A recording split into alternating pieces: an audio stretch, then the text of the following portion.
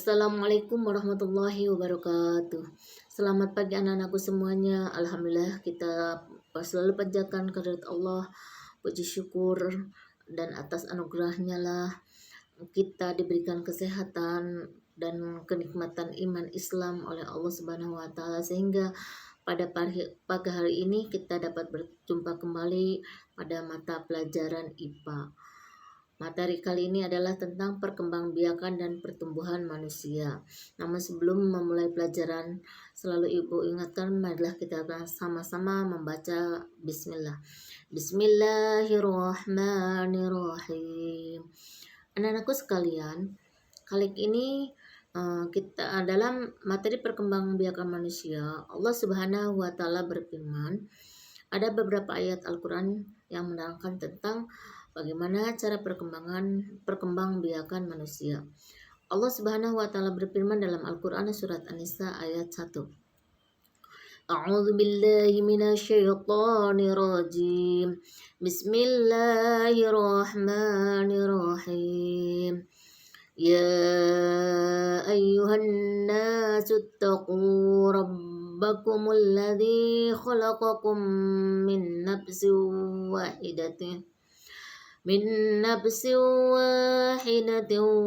وخلق منها زوجها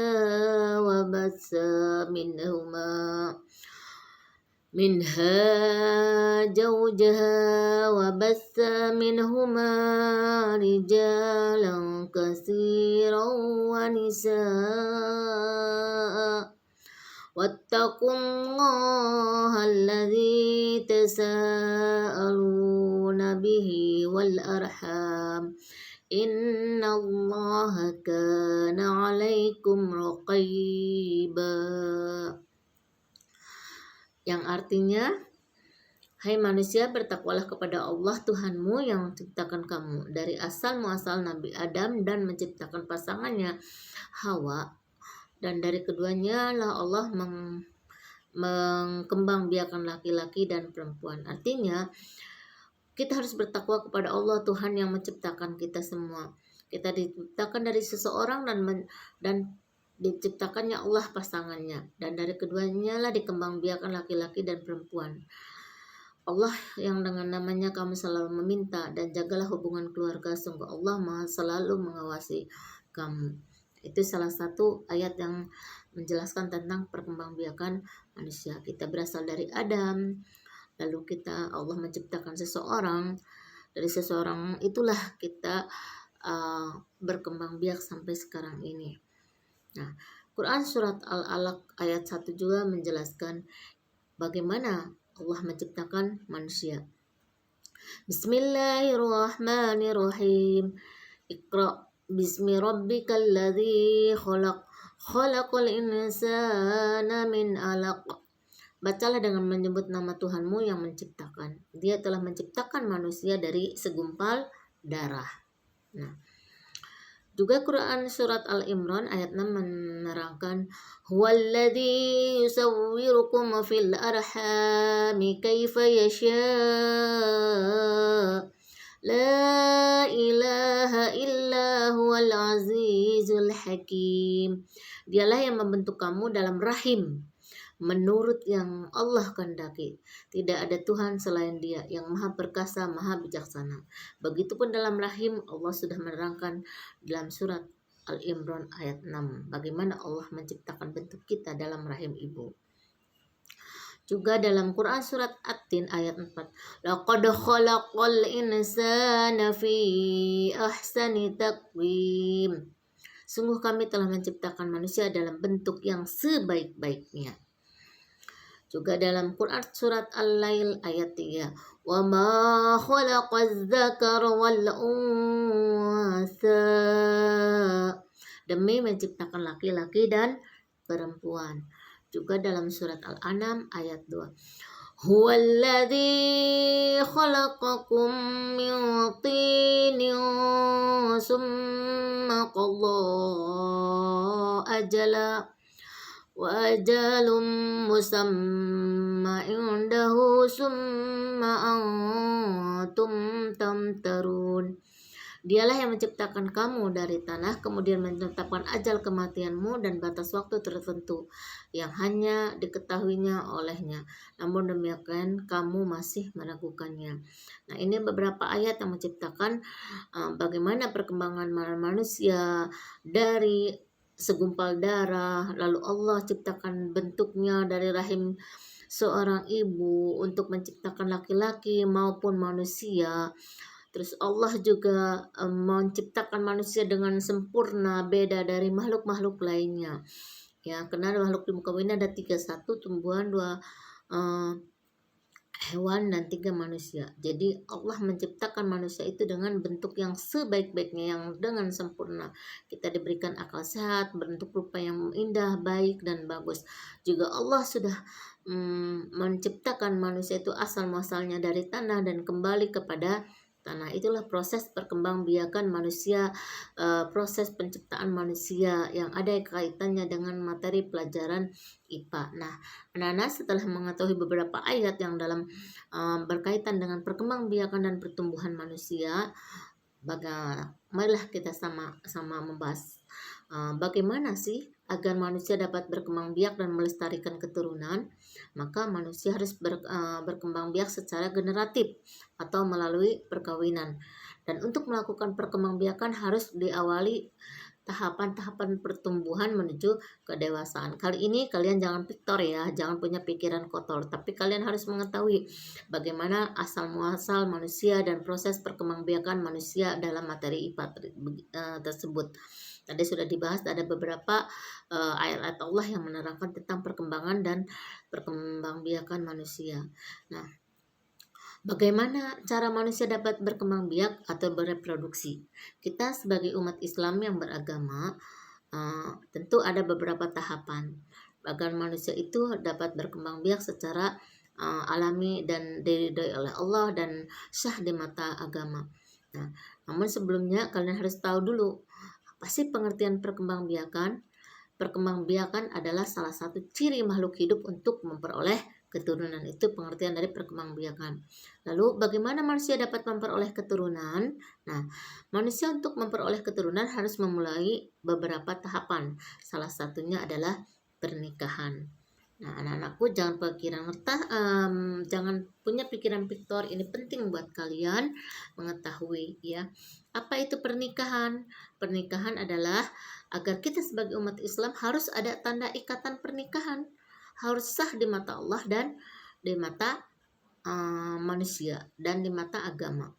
Pernikahan adalah upacara pengikat hubungan antara dua jenis manusia yang berlawanan jenis atau dua jenis manusia. Pernikahan tersebut dilalui secara sah sesuai dengan hukum agama dan adat. Itu namanya pernikahan, bukan perkawinan ya. Nah, coba perhatikan.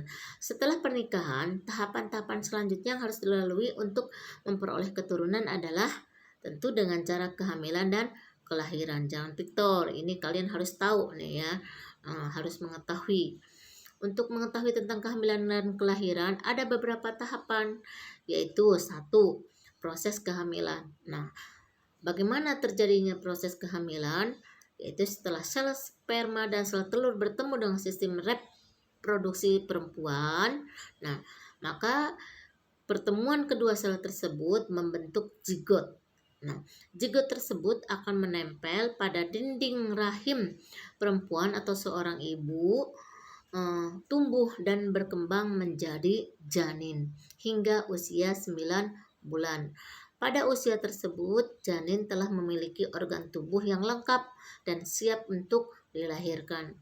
Selama berada di dalam rahim ibu, janin mendapatkan makanan dan oksigen melalui tali pusar ibu kita. Nah, coba perhatikan. Ini lihatlah gambar di bawah, ini perkembangan janin dalam rahim ibu ya. Nah, lihat. Ini yang pertama itu sel sperma menembus sel telur. Yang kedua itu, yang kedua ini usia 36 jam atau 1,5 hari. Yang ketiga ini usia 72 jam. Nah, ini selanjutnya kita nih usia 5 minggu, 5 minggu itu sekitar 1,5 bulan ya. Lalu usia 3, nah bentuk kita nih di rahim ibu seperti ini. Nah ini usia 8 minggu. Selanjutnya usia 8 minggu. Yang ini lebih sempurna lagi, subhanallah, Allah menciptakan kita ya. Nah ini usia janin di dalam rahim ibu usia 28 minggu. Selanjutnya kita ini lihat sudah berbentuk seperti bayi. Nah usia ini usia 38 minggu atau 9 bulan 2 hari. Itu janin siap untuk dilahirkan ke dunia. Ini adalah proses perkembangbiakan dari rahim ibu ya. Selanjutnya anak-anakku, nah yang kedua itu adalah proses kelahiran. Proses kelahiran bayi merupakan tahap akhir dari kehamilan. Proses kelahiran dipengaruhi oleh adanya hormon. Hormon menyebabkan kontraksi atau pengurutan otot dinding rahim sehingga janin terdorong keluar.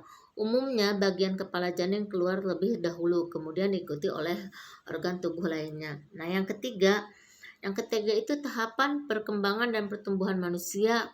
Pertumbuhan dan perkembangan manusia melalui 5 tahapan, yaitu 1. Masa bayi, masa anak-anak, masa remaja, masa dewasa, dan masa tua.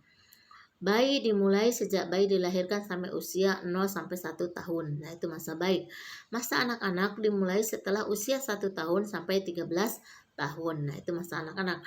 Masa remaja dimulai dari usia 13 tahun sampai 21 tahun. Nah, itu yang disebut biasa masa pubertas ya.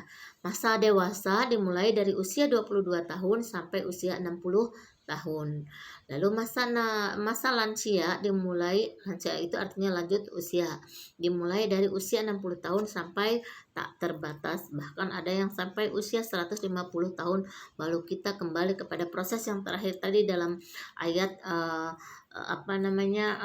Al-An'am, itu Allah menciptakan proses manusia berakhir kembali ke tanah. Allah tetap sudah menentukan ajalnya. Nah, lihat beberapa perkembangan manusia nih. Balita itu kenapa disebut balita? Itu bayi di bawah usia 5 tahun, 0 sampai 5 tahun disebut dengan balita. Anak-anak itu usia 5 sampai 10 tahun bahkan. Nah, remaja itu usia 10 sampai 21 tahun, bisa juga disebut dengan masa pubertas. Dewasa itu usia di atas 21 tahun atau 22 tahun ini. Tahapan-tahapannya ya, dari bayi, anak-anak, remaja, dewasa, sehingga menjadi lansia. Inilah proses perkembangbiakan manusia, urutan-urutan perkembangan dan pertumbuhan manusia. Oke anak-anak, semoga bermanfaat, selamat belajar dan semangat terus. Sampai jumpa pada pertemuan berikutnya atau materi selanjutnya tentang perkembangbiakan dan pertumbuhan manusia. Sekian dari Ibu. Assalamualaikum warahmatullahi wabarakatuh. Oh ya, Ibu jangan lupa catat apa yang Ibu bahas tadi di dalam buku IPA ya. Sekian, Assalamualaikum warahmatullahi wabarakatuh.